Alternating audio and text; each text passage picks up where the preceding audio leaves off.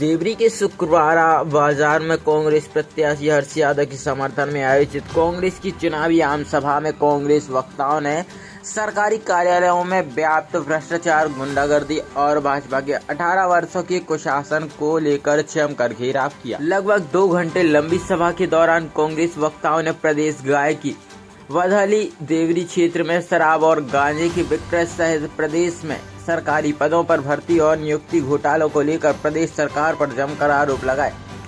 कांग्रेस के वरिष्ठ नेता संजय ब्रजपुरिया ने सभा को संबोधित करते हुए कहा कि भाजपा समाज में आस्था से जुड़े मुद्दे उठाकर वोट हासिल करती है, परंतु बाद में उन्हें भूल जाती है। सनातन समाज में गौवंश हमारी आस्था और संस्कृति से जुड़ा मुद्दा है। भाजपा ने इसे चुनावी मुद्दा बनाकर वोट हासिल किए, परंतु बाद में उसे सड़कों पर भटकने के लिए छोड़ दिया।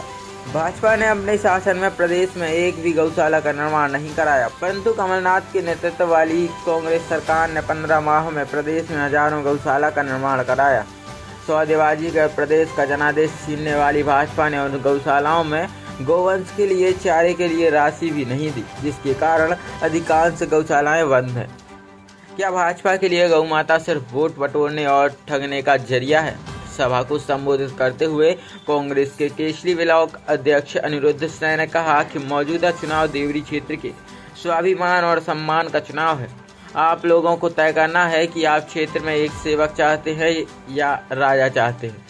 उन्होंने कहा कि विगत वर्षों में क्षेत्र में किसानों और आम आदमी से जुड़ी समस्याओं के लिए संघर्ष करने वाला सिर्फ एक व्यक्ति हर्ष यादव था। क्षेत्र के किसान जब खाद, बीज, बिजली, पानी और ओला आपदा से तक घिर जाता है, भाजपा के नेता घरों में छुपकर तमाशा देखते हैं।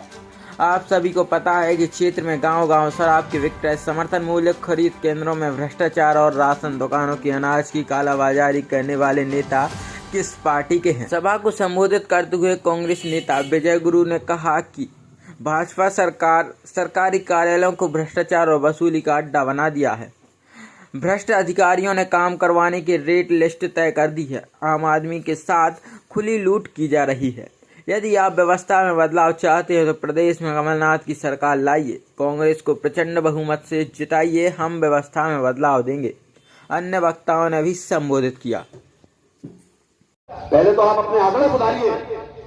देश को स्वतंत्र हुए कुल 76 साल हुए हैं और 76 साल में कांग्रेस की सरकार सिर्फ 53 साल हुई है, बाकी साल आप भी रहे हैं। और पिछले 9 साल से तो आप कम से कम दिल्ली में और 18 साल से मध्य प्रदेश के अंदर शासन कर रहे हैं। हमेशा एक ही प्रश्न रहता है कि आपने क्या किया। हमने गलती की होगी, जनता ने हमें सत्ता से बेदखल किया, चाहे केंद्र की सरकार हो चाहे प्रदेश की सरकार हो, लेकिन इसका यह मतलब है कि आप कुछ नहीं करेंगे। आप वो अंतिम आदमी का होता है, शब्द आपके पास इतने लाजवाब होते हैं कि आदमी ये समझे कि अब तो विकास एक बार में पूरा हो गया। साथियों, बहुत बातें हैं। हमेशा ये प्रश्न भारतीय जनता पार्टी के नेता आरोप लगाते हैं कि कांग्रेस ने अपने कार्यकाल में क्या किया। आज जो लाडली बहना के लिए 1000, 1250 और सुनने में आ रहा है कि 1500, ये 1500 रुपए उनके निजी खाते में जाना है। इससे पहले कहां जाते थे? लाडली बहना की योजना नहीं थी, लेकिन शासन की और नीतियां थी जिनमें सरकार अनुदान देके हितग्राही को लाभ पहुंचाती थी। उस समय आपके पास डीबीटी नहीं था। डीबीटी मतलब डायरेक्ट बेनिफिशियरी ट्रांसफर, सीधे खाता धारक के खाते में पैसा जाएगा। ये कौन लाया? ये कहां से आई स्कीम?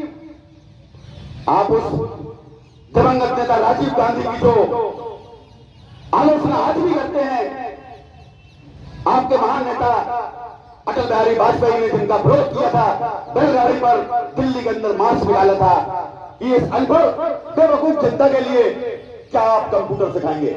जब राहुल जी ने लाल कलर की प्राचीर से इस बात का आह्वान किया था कि हम देश के लिए सुपर कंप्यूटर के दौर में ले जाएंगे, उस समय पूरे देश के अंदर राजीव जी का उपहास उड़ाया गया था। आज एक एक आदमी बिना मोबाइल के, बिना इंटरनेट के 1 घंटे का समय काट के बता दे तो मेरा नाम बदल देना। आज वो इंटरनेट, आज विकास की राहें खुली है तो इंटरनेट की वजह से खुली है। और इंटरनेट हिंदुस्तान में इस वजह से है कि सिर्फ उसके जनक राजीव जी थे। अब यहां से एक विपरीत बात हम पूछना चाहते हैं आपसे। अटल बिहारी वाजपेयी की सरकार में प्रमोद महाजन सूचना एवं प्रसारण मंत्री हुआ करते थे और सरकार का एक तंत्र था बीएसएनएल। आपने बीएसएनएल को खत्म कर दिया। आपने उद्योगपति आइडिया, एयरटेल, वोडाफोन, इन सबको बड़ा आदमी बना दिया। ये सिर्फ उद्योगपतियों की सरकार है। गरीबों के हित में ये कभी न इसने काम किया है और न काम करेगी। साथियों, 17 तारीख को एक भरोसे के साथ आप मतदान करना, कांग्रेस के पक्ष में मतदान करना कि आपका ये मत देश के विकास की नई इबारत लिखेगा। प्रदेश को बेच रहा है, कौन गुंडागर्दी कर रहा है, ये मुझसे ज्यादा आप सभी जानते हैं। तो उनके बीच में एक चुनाव है। मेरा आप सभी से निवेदन है, मैं आप सभी से पूछना चाहता हूं और कहना चाहता हूं कि भाइयों, हम उसे चुने जो सुलभता से, सहजता से आपसे मिल सके। हमें हमारे विधायक से मिलने के लिए 4-5 लोगों को ना ले जाना पड़े। हमें हमारे विधायक से मिलने के लिए भोपाल के चक्कर ना लगाना पड़े। इसलिए हमें हमारे विधायक माननीय हर्ष भैया को चुनना है। हमें ऐसे प्रत्याशी को चुनना है। एक चीज और मैं आपसे कहना चाह रहा हूं, जो पूरी त्योरी विधानसभा है मुझे नजर आ नहीं। भैया, साड़ी खूब बट रही है, बट रही कि नहीं बट रही? अब चुनाव के समय पर ये साड़ियां बट रही हैं, तो चुनाव के बाद वे क्या करें? एक अंदाजा आप जरूर लगाइए कि कोई व्यक्ति अपने जेब से अपना पैसा ऐसे ही नहीं निकाल रहा। ओके बाद वो किस तरीके से वसूल है, एक अंदाजा भी आपको लगाना पड़े, एक के बारे में भी आपको सोचना पड़े। और जब जनता की भोली भाली नहीं है, जब सब समझते हैं, एक सब पता है कि जब खाद, यूरिया, बिजली की लड़ाई अगर किसी व्यक्ति ने लड़ी है तो त्योरी विधानसभा में एकमात्र व्यक्ति लड़ी है, माननीय हर्ष यादव जी ने। जब खाद नहीं मिल रहा तो किसानों को, तो जब भाजपा के सत्ता के दलाल कहां गए थे? मैं पूछना चाह रहा हूं आपसे, कहां गए थे? तब क्यों नहीं गए थे? जब आदिवासी भाई के ऊपर सीधी में पेशाब करी गई थी, तब ये भाजपा के लोग कहां गए थे? मैं भी पूछना चाह रहा हूं। आज गांव-गांव में नचनारी तो बहुत नचाई जा रही है, लेकिन हम आपसे पूछना चाह रहे हैं कि ये नचनारी नचा के ये भारतीय संस्कृति और सभ्यता को क्या बिगाड़ो जा रहा है? हमारा केसरी नगर है, हमारे केसरी नगर में पिछले 60-70 साल से किसी भी नचनारी को नाचने पर प्रतिबंध लगा हुआ है। ड्यूरी के सभी बुजुर्ग जन जानते हैं, लेकिन हमारे केसरी ब्लॉक की संस्कृति को या संस्कृति के साथ किस प्रकार से खिलवाड़ किया जा रहा है, ये सभी भी आप जानते हैं। और क्यों किया जा रहा है? केवल चंद वोटों के लिए? क्या हमारी संस्कृति सभ्यता इतनी सस्ती है कि ये लोग कुछ चंद सिक्के फेंकेंगे, कुछ साड़ियां बांटेंगे और हम सब बिक जाएंगे?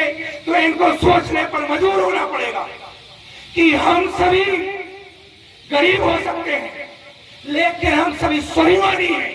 और स्वाभिमान की आन बान शान के लिए जिस प्रकार से 10 वर्षों से इस भाजपा, इस गुंडा करने वाली भाजपा को नकारते आए हैं, 17 नवंबर को भी पंजा का बटन दबाकर इसी प्रकार से नकारते रहे हैं और नकारते जाएंगे। गाड़ी चढ़ा दी थी और रेट गेहूं से ज्यादा महंगी रेट बिकती थी। इसलिए आने वाली 17 तारीख को आप सारे लोग कांग्रेस के हाथ के पंजे पर बटन दबाएं और कमलनाथ जी के हाथ मजबूत करें। कमलनाथ जी, आपको मुख्यमंत्री बनने के बाद विकास की तो सारी बात होगी। लाडली लक्ष्मी योजना की जगह उन्होंने लाडली लक्ष्मी योजना चलाई थी, इन्होंने लाडली बहना योजना चलाई, लेकिन कमलनाथ जी आपको भ्रष्टाचार मुक्त मध्य प्रदेश बनाएंगे। ये उनकी संकल्प है, ये उनका वचन है। आप तहसीली में जाते हो, पुलिस थाने में जाते हो, फॉरेस्ट में जाते हो, आप किसी भी ऑफिस में जाते हो तो आप बगैर पैसे के कोई काम नहीं होता है। इस बात का संकल्प भी कमलनाथ जी ने लिया है कि मध्य प्रदेश में इस प्रशासन को दुरुस्त करेंगे, शासन की योजनाओं को हम जनता तक पहुंचाएंगे और भ्रष्टाचार से मुक्त करेंगे मध्य प्रदेश को। क्योंकि यह सरकार जो है 250 घोटालेबाज सरकार है, भ्रष्टाचारियों की सरकार है और सबसे बड़ा यदि अभिशाप कोई है तो वो मध्य प्रदेश में भ्रष्टाचार का अभिशाप है। इसलिए मित्रों, कमलनाथ जी को यदि आप हाथ मजबूत करेंगे, विधायक जी के हाथ मजबूत करेंगे, तब जाके मध्य प्रदेश में सरकार बनेगी। बहुत बहुत धन्यवाद। एक पूर्व मंत्री और विधायक जीतू पटवारी को मार्शलों के माध्यम से सिर्फ इसलिए बाहर भिजवा दिया कि जीतू पटवारी चाहते थे कि सदन के अंदर इस बात पर बहस हो कि किसानों को गेहूं का उपज 3,000 रुपए क्विंटल क्यों नहीं दिया जा सकता। आप लोग बताइए, यदि कांग्रेस पार्टी असेंबली के अंदर, विधानसभा के अंदर ये बात रखती है कि किसानों के लिए 3,000 रुपए का गेहूं का समर्थन मूल्य होना चाहिए और इस पर सिर्फ चर्चा करिए आप, तो आप चर्चा किसानों के हित के लिए चर्चा करने से भी बच रहे हैं। आप बाहरी किसान पुत्र शिवराज सिंह आज किसान तिल तिल मरने के लिए तैयार खड़ा है। खाद, बीज, दवाई, लागत हमारी क्या आई है और उपज हमें क्या मिल रहा है, ये सबके सामने है। साथियों, आप सब लोगों को पता होगा देश 1947 में आजाद हुआ था और आजादी के 20 साल बाद तक हमने ऑस्ट्रेलिया का लाल गेहूं खाया। जो बुजुर्ग बैठे हैं वो अच्छे से बता सकते हैं कि राशन की दुकानों पर ऑस्ट्रेलिया का लाल गेहूं मिला करता था। वो ऑस्ट्रेलिया का लाल गेहूं हिंदुस्तान में इसलिए आता था क्योंकि हिंदुस्तान में गेहूं पैदा नहीं होता था। साथियों, देश के पूर्व प्रधानमंत्री, कांग्रेस के दिवंगत नेता लाल बहादुर शास्त्री ने देश के अंदर एक हरित क्रांति पैदा की थी। उस हरित क्रांति के माध्यम से देश के अंदर सैकड़ों बांध बने, लाखों एकड़ हेक्टेयर जमीन सृजित हुई। किसान ने मेहनत की और मेहनत का प्रतिफल ये मिला कि आज हमें राशन की दुकान पर पूरे मध्य प्रदेश के अंदर खोली थी। ये धर्म की झूठी बात करने वाले, जय जय श्री राम का नारा लगाकर अपनी राजनीतिक रोटियां सेकने वाले, गाय की पूंछ पकड़कर चुनाव की बैतरणी को पार करने वाले इन भारतीय जनता पार्टी के नेताओं से मैं पूछना चाहता हूं कि आपने पिछले 3.5 साल के भीतर लोकतंत्र की हत्या करके जो सत्ता काबिज की, जो राजतंत्र आपने, तानाशाह का तंत्र आपने मध्य प्रदेश के अंदर पैदा किया, आपको समय उस गौवंश की याद क्यों नहीं आई? आपने क्यों उस गौवंश के लिए जो 1000 गौशाला कमलनाथ जी ने शुरू की थी, उस गौवंश के लिए चारा के लिए आप कम से कम व्यवस्था करते थे।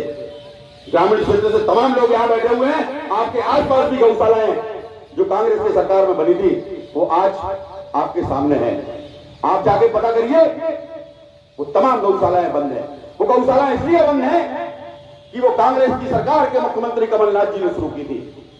यदि आप धर्म के गाय को, जिसमें हम सनातन में माता मानते हैं गाय को, आज भी गाय दर की ठोकर खाने के लिए मजबूर है। 2 रुपए भी आपने पंचायतों में गौशाला के लिए